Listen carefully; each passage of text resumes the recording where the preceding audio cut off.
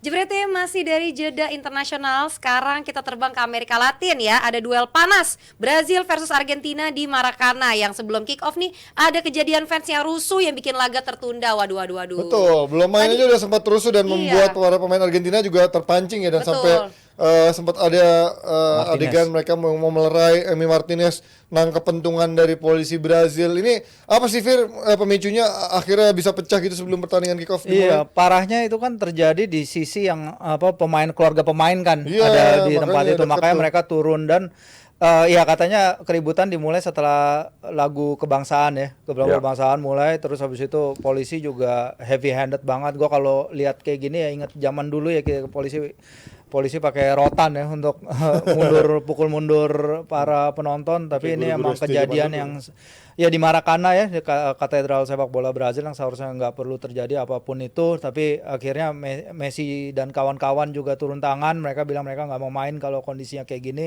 Maka mereka masuk ruang ganti dulu hingga situasinya reda. Untung aja setelah 30 menit kondisi bisa pulih ya, walaupun kita lihat di sosial media dan lain-lain banyak yang ini kepalanya juga udah sampai bocor lah, Iya, sampai ada yang bocor. mereka gebuk-gebukan parah banget. Jadi ya semoga nggak keulang lagi aja sih kayak gini sih, parah. Ternyata sekelas fans Brazil dan Argentina pun masih seperti ini juga gitu Coach Asya, dan juga polisinya masih itu juga butuh edukasi juga sebenarnya. Loh, fans Amerika Latin emang Rusuh, sangat naik-naik rusuh. ini Ya. pagar ya kan. Jadi Oh, ya. kalau antar negara nggak heran gue. Iya. Kan kembali lagi ke security di stadion seperti apa.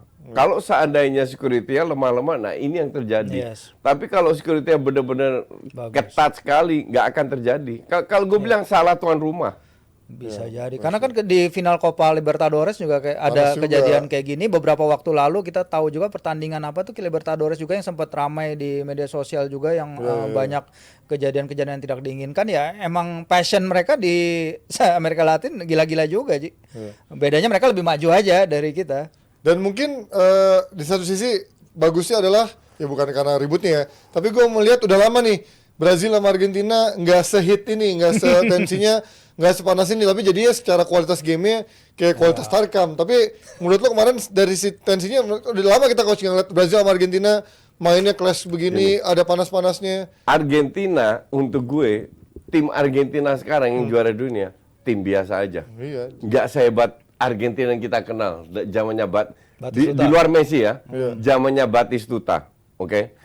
Lu lihat Brazil, Lebih parah lagi coach. nih, bek kanan Emerson Royal, Iya, lebih parah lagi. tengah Marquinhos sama Gabriel, Gabriel Arsenal Iya, sudah bikin Magalhaes. blunder, Augusto, DM, Andre sama Gimares, Iya.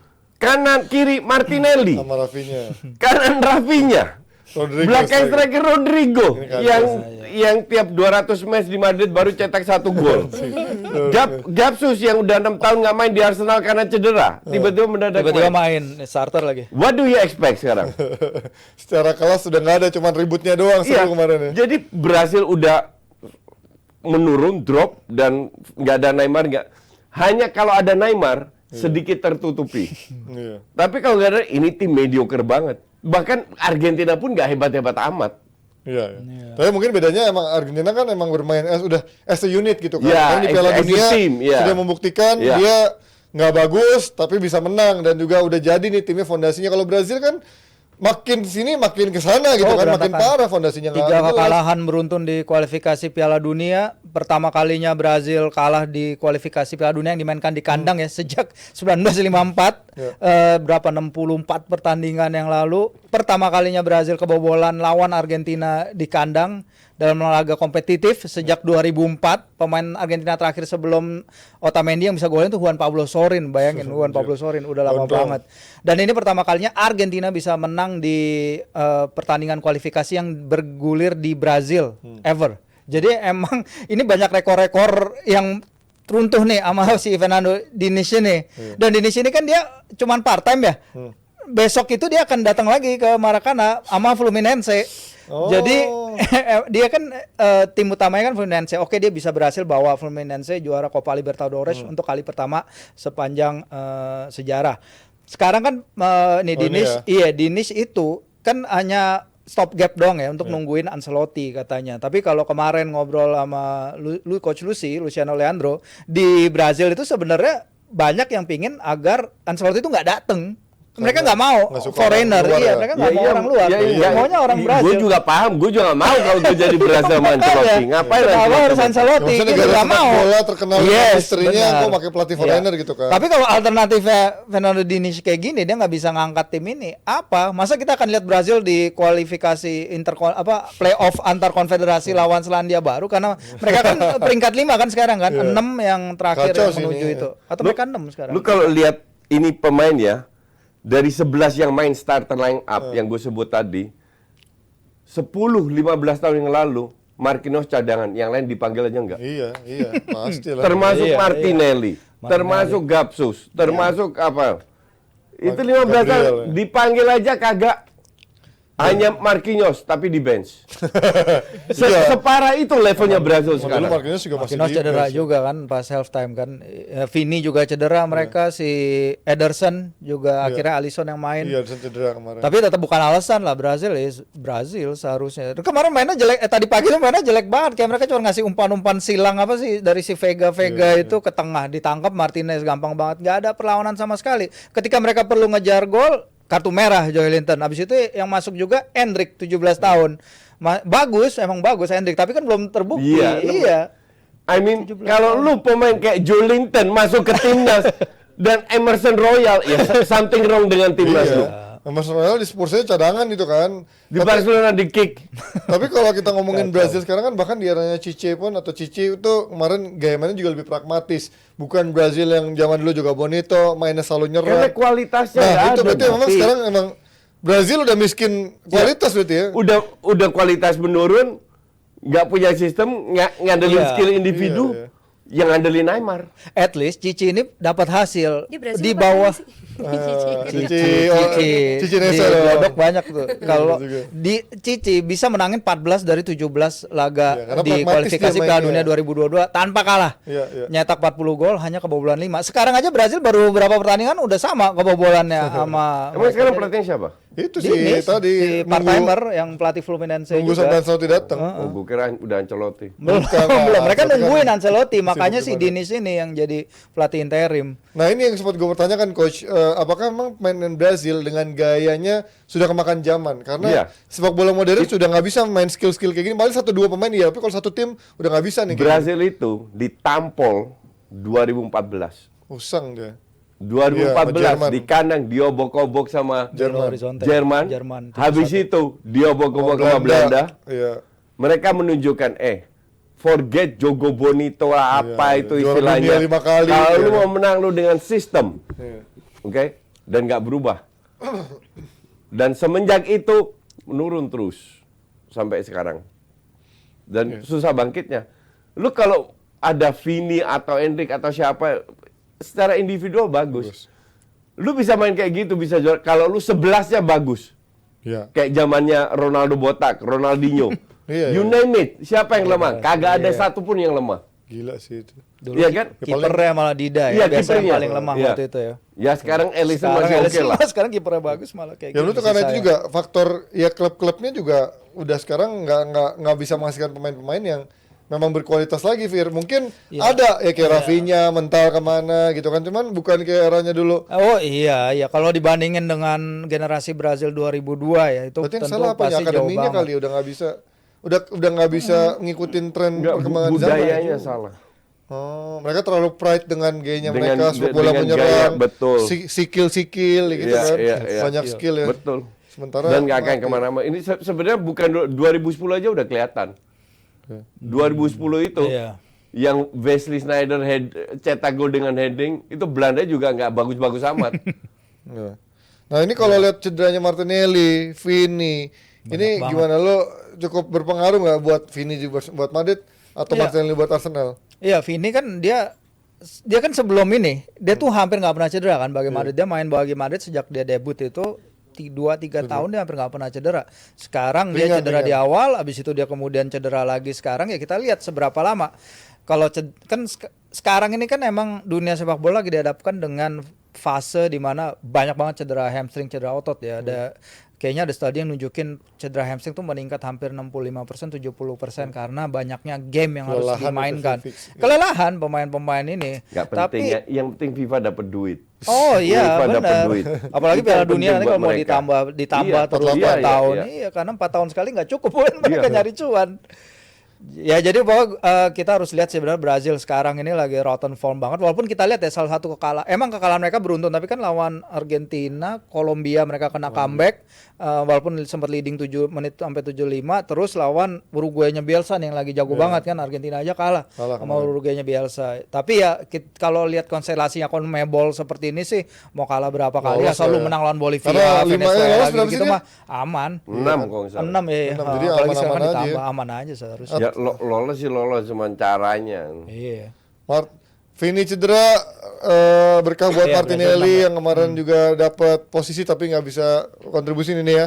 6 tim bisa lolos langsung ke Piala Dunia, sementara Cuman gini Ji, kalau 7 lihat playoff. Brazil di klasemen CONMEBOL ya, 2018 mereka nomor 1. 2014 mereka tuan rumah kan nggak main. 2010 mereka nomor 1, 2006 mereka nomor 1 lolos CONMEBOL. Satu-satunya kesempatan di mana mereka nggak lolos sebagai nomor 1 di CONMEBOL adalah tahun 2002. Apa yang terjadi 2002? Juara mereka. Waktu itu mereka peringkat 3, Oh, terpaut 13 poin dari Argentina. Jauh banget waktu itu ketinggalannya. tapi itu Enggak. gila sih Tapi Rivaldo dikejar. Ronaldinho. Tapi kalau lu lihat Kalau squadnya, sekarang ya nggak mungkin. 2002 kan Ronaldinho. Aduh, sekarang yang bisa ngangkat ya Vini sama Neymar, kalau Neymar Udah, ada. itu doang. Yang bisa ngegendong lah. At least kelihatan oh ya lu masih bisa menang-menang atau masih bisa. Tapi secara tim it's a big joke. Nah menarik karena tadi kita ngomongin Martinelli bersama Brazil dapat tempat ketika Vini cedera. Kita sedikit ngomongin main Arsenal juga, ada Havertz. Gimana kalau coba melihat Havertz jadi back kiri ini sebuah terobosan atau sebuah kejutan itu? Ya makanya lawan itu kalah lagi Austria. Tapi golin ya? Enggak, Oh yang itu lawan sebelumnya? Turki. Oh Turki golin ya? Iya. Tapi kalah juga. Kalah Kalah juga. juga. Lawan Austria kalah 2-0. Havertz back kiri lagi. Gila ya, Jerman ada apa dengan Jerman ya? Gue nggak ngerti lah. Udah tuh, I really don't know what's going on dengan Jerman Sama sekarang. jeleknya Dan sama gue rasa Brazil. Lothar Matthäus pun nggak tahu. Jadi Nagelsmann ini kan ya selama 2 tahun itu atau 4 tahun bahkan itu cuman bisa eksperimen dengan pelatih sebelumnya gagal, akhirnya dia masuk, ya yang dia lakukan sekarang juga eksperimen. Lu mau pasang Havertz di mana kan dia nonton IPL juga. Iya kan? Kita menjadi sayap kiri Nah, juga. kalau gitu Havertz lu orangnya ya kita coba di sayap kiri bisa nggak? Mungkin dia nggak jelek ya. Mending sayap kiri. Cuman dia kan Kiri. bukan defender. Iya back, Ngerti nggak? back kiri masalahnya. Iya. Back kiri Butuh banget. stamina dan agility dia tuh nggak punya itu Dia masalahnya. nggak akan pace-nya. main di Arsenal sebagai back kiri.